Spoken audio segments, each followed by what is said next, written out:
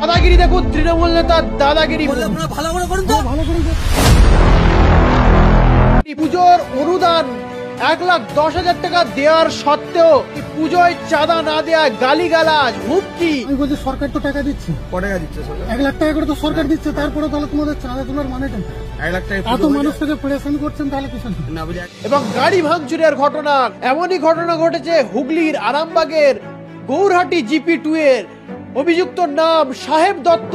তিনি পরিচিত একজন শাসক দলের নেতা, উপপ্রধান, তার ঘনিষ্ঠ বলে পরিচিত সাহেব দত্ত।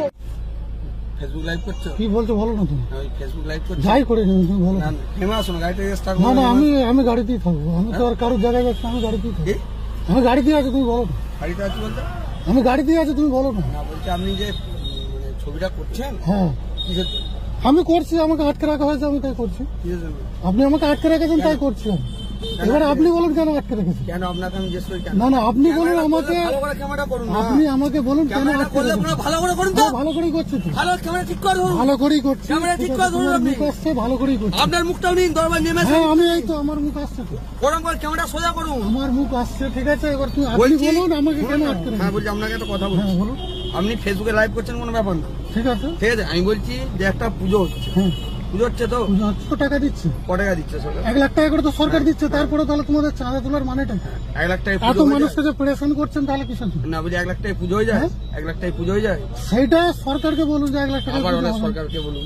তাহলে আমি ভাই আপনাকে তোমরা যে বলছি, আছো, তোমরা তো নিজেদের কাছ থেকে করো না এইরকম। তুমি তাহলে সাইড করে গাড়িটা। পুজোয় চাঁদা না দেওয়ায় গালাগালি, হুমকি এবং গাড়ি ভাঙচুরের অভিযোগ গৌরহাটির 2 জিপির এক তৃণমূল নেতার বিরুদ্ধে। সরকার ক্লাবগুলোর অনুদান বাবদ 1,10,000 টাকা করে দিচ্ছে, এরপরেও কেন রাস্তায় গাড়ি দাঁড় করিয়ে রেখে জোর করে চাঁদা চাওয়া হবে? আরামবাগ থানার গৌরহাটি 2 নম্বর জিপির সাহেব দত্ত নামের এক তৃণমূল নেতার বিরুদ্ধে এমনই অভিযোগ উঠল। জানা গেছে এই সাহেব দত্ত নাকি এলাকার পঞ্চায়েত প্রধানের ডান হাত বলে পরিচিত। ফুটেজে স্পষ্ট চাঁদা না দেওয়ায় এক গাড়ি চালককে রাস্তায় গাড়ির সমেত দাঁড় করিয়ে রাখা হয়। সেই সঙ্গে রীতিমতো হুমকি দেওয়া হয় ও গাড়ির গেট নাকি ভাঙচুর করা হয়। আতঙ্কে গাড়ি থেকে পুলিশকে খবর দিলে পুলিশ দ্রুত ঘটনাস্থলে আসছেন বললেও আসেননি। উপপ্রধানের উপস্থিতিতে হলেও তিনি নাকি কোনোভাবেই চাঁদা তোলা আটকাননি। পরে ভাঙা গাড়ি নিয়ে ফিরে আসতে বাধ্য হন উক্ত চালক।